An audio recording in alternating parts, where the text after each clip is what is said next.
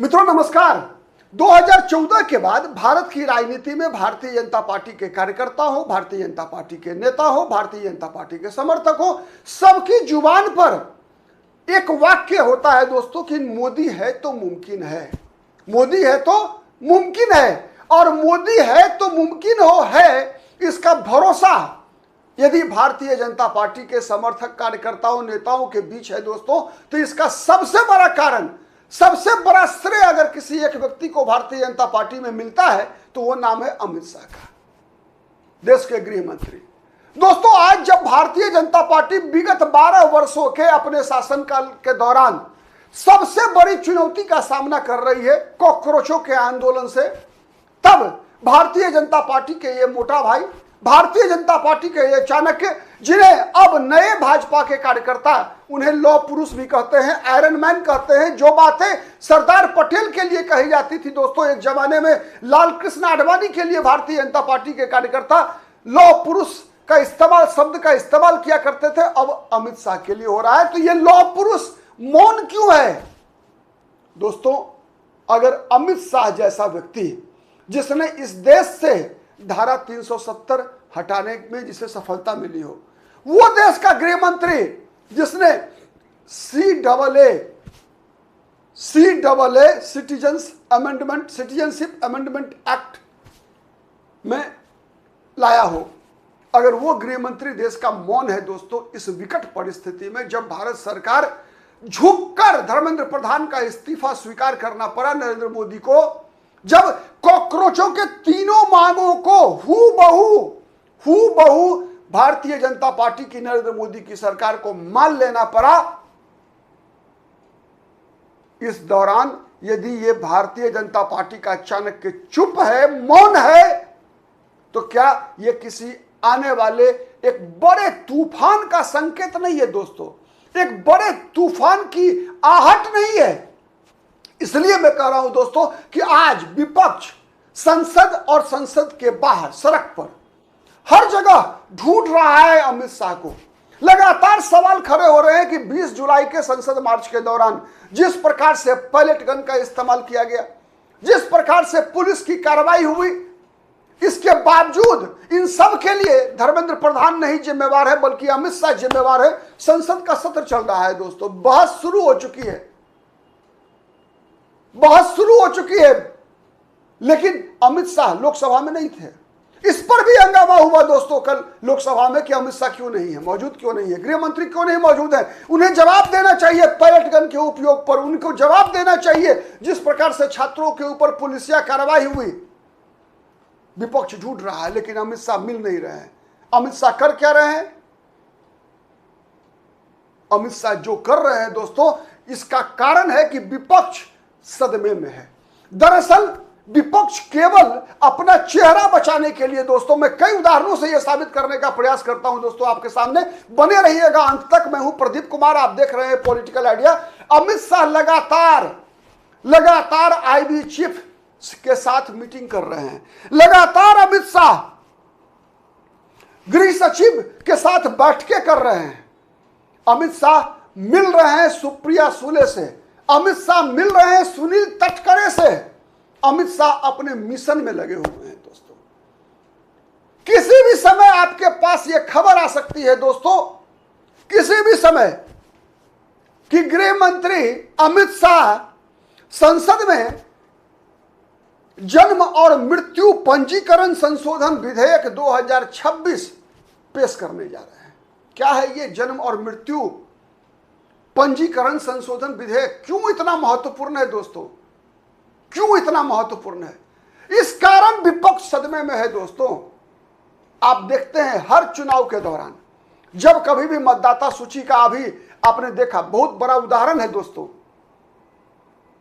अभी जब SIR की प्रक्रिया देश भर में चल रही है दोस्तों, आपने देखा होगा कि हर जिला मुख्यालय पर आवासीय प्रमाण पत्र, जन्म प्रमाण पत्र, मृत्यु प्रमाण पत्र बनवाने के लिए लोगों का तांता लगा हुआ है, तांता लगा हुआ है। क्यों लगा हुआ है तांता? ये तो रूटीन वर्क है, बर्थ सर्टिफिकेट बनवाना रूटीन वर्क है, डेथ सर्टिफिकेट बनवाना रूटीन वर्क है। तो फिर एसआईआर के दौरान ये लंबी लंबी लाइनें क्यों?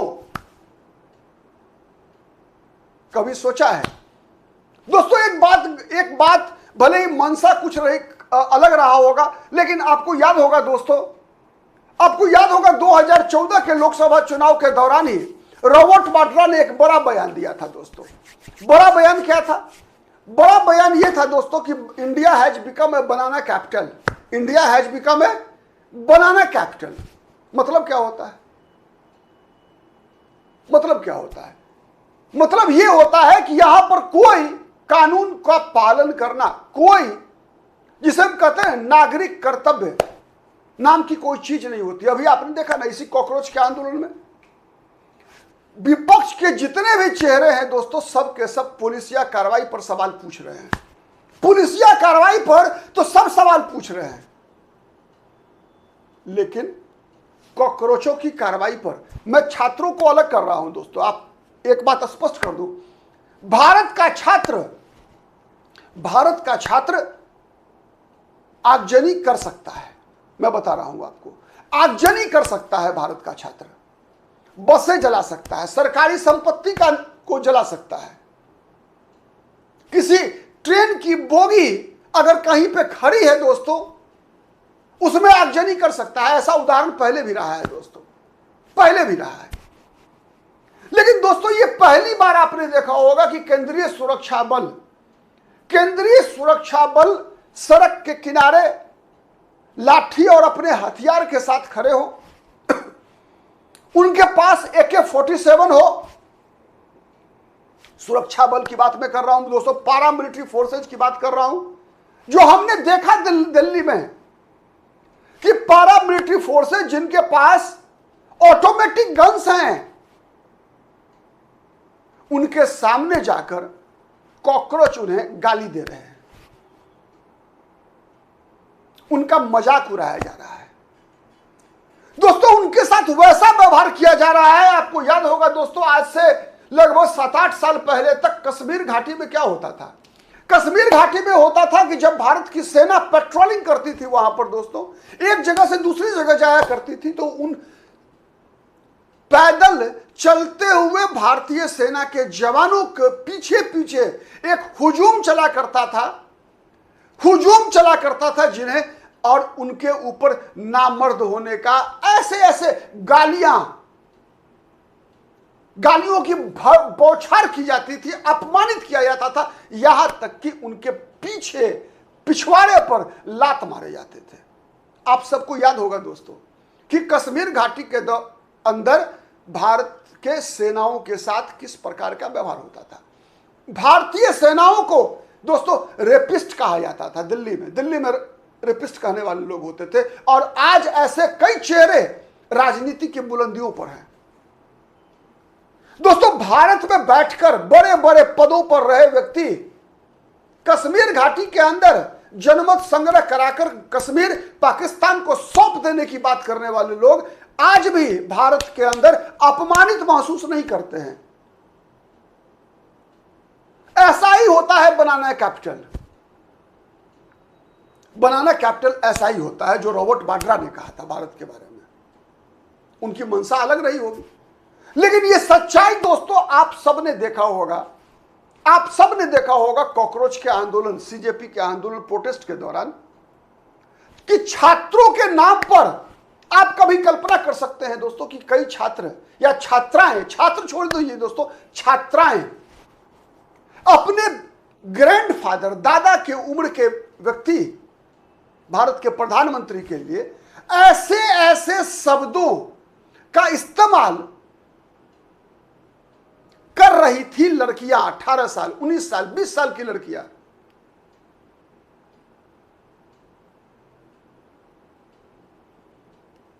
जिसके बारे में चर्चा करते समय ऐसे शब्दों का इस्तेमाल करने के लिए पति और पत्नी भी किसी प्राइवेट जगह को ढूंढते हैं बात करने के लिए भी। यह भारत की परंपरा रही है दोस्तों कि बातचीत करने के लिए, उन शब्दों का इस्तेमाल करने के लिए पति पत्नी भी भारत में प्राइवेट जगह ढूंढते हैं।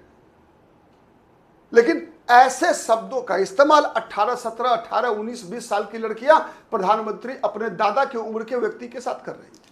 छोड़ दीजिए आप राजनीतिक विरोध, राजनीतिक समर्थन, आप किस दल के समर्थक हैं? आप भारत के रहने वाले तो हैं। भारत की एक संस्कृति है, भारत की एक पहचान है, भारत की एक सभ्यता है या नहीं है? तो इस आंदोलन की फाइंडिंग ये है। तो दोस्तों, ये कब तक चलेगा कि भारत की सेना, भारत के पैरामिलिट्री फोर्सेज, भारत की पुलिस कर्मियों को उनके सामने ऐसी ऐसी गालियां दी जाएंगी कि उनके बच्चे तो मोदी के जन्मे हैं। रैपिड एक्शन फोर्स के जवानों के साथ जिस प्रकार का व्यवहार हुआ, बताने की, यह केवल दिल्ली में नहीं हुआ दोस्तों, यह केवल दिल्ली में नहीं हुआ, हर जगह हुआ जहां कॉकरोच के आंदोलन के नाम पर, जहां छात्रों के आंदोलन के नाम पर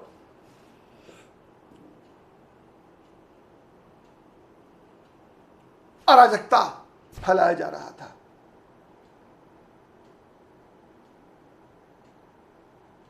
अराजकता फैलाने वाले कौन लोग थे? क्या वो ही लोग आवासीय प्रमाण पत्र, जन्म मृत्यु प्रमाण पत्र बनवाने के लिए जिला मुख्यालयों पर, तहसील के मुख्यालयों पर एसआईआर के दौरान लाइनें नहीं लगवाते?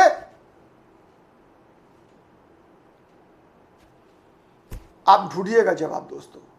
क्या वो वामपंथी, वो कम्युनिस्ट माइंड के लोग, जो भारत को केवल एक भूमि का टुकड़ा समझने वाले लोग,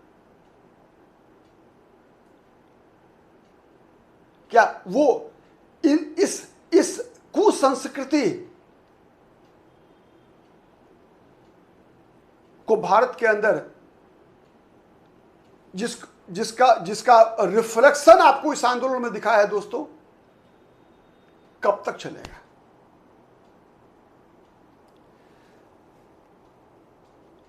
दोस्तों, कोई एक ऐसा अकेला ये बिल नहीं है जिसे पेश करने की सरकार प्रयास कर रही है, पारित कराने का प्रयास कर रही है।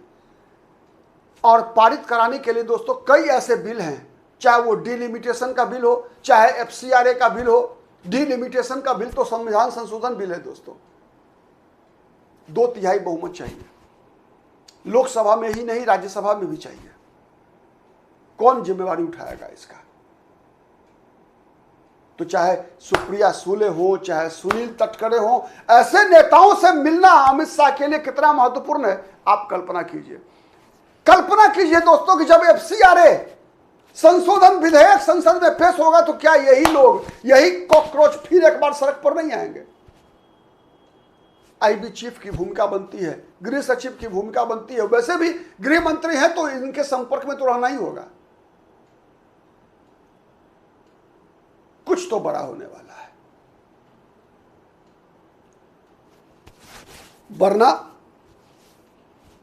इस आंदोलन में भी आपने देखा दोस्तों, आंदोलन के दौरान और आंदोलन के बाद 5 स्टार सुविधाएं, 5 स्टार सुविधा। आप बताइए ना, इस आंदोलन में जितने लोगों को आपने देखा होगा दोस्तों, विभिन्न वीडियो में, सोशल मीडिया प्लेटफॉर्म पर या मेन स्ट्रीम मीडिया में प्लेटफॉर्म पर, गरीब के बच्चे कितने दिखे आपको?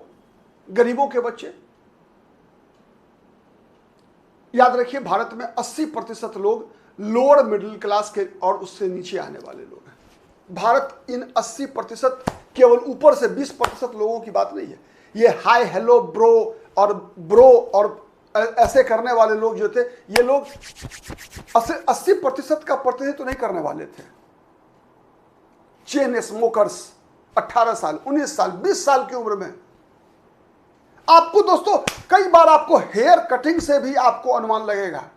अब फिर कोई विरोधी होंगे तो आरोप लगा देंगे कि भाई कपड़े से कैसे किसी व्यक्ति की पहचान हो सकती है?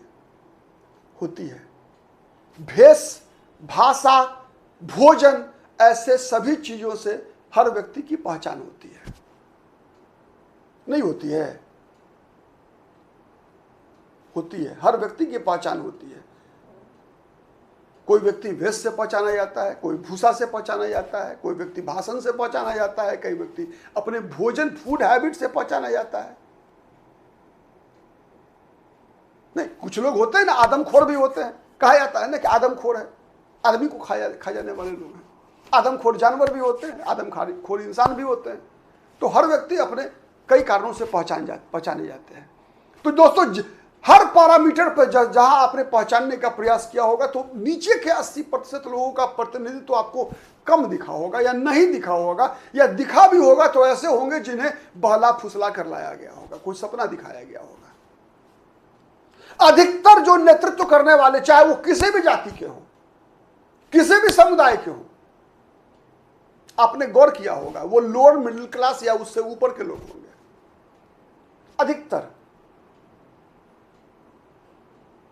जो 3D कल्चर में भरोसा रखने वाले हैं, डांस ड्रिंक एंड डॉल। तभी तो पार्टी खत्म होते ही 5 स्टार डांस की सुविधाएं, डांस भी था, ड्रिंक भी था, डॉल भी थी, सब कुछ था, तीनों चीजें थी। निपटने की तैयारी जरूर हो रही है। आप गौर करते रहिए, आप इंतजार करते रहिए। ये खबर कभी भी आ सकती है कि मोटा भाई कुछ विशेष ऐसे चौंकाने वाले हैं अमित शाह, दोस्तों देखेंगे आप, जिससे पूरा विपक्ष एक बार फिर सदमे में जाएगा।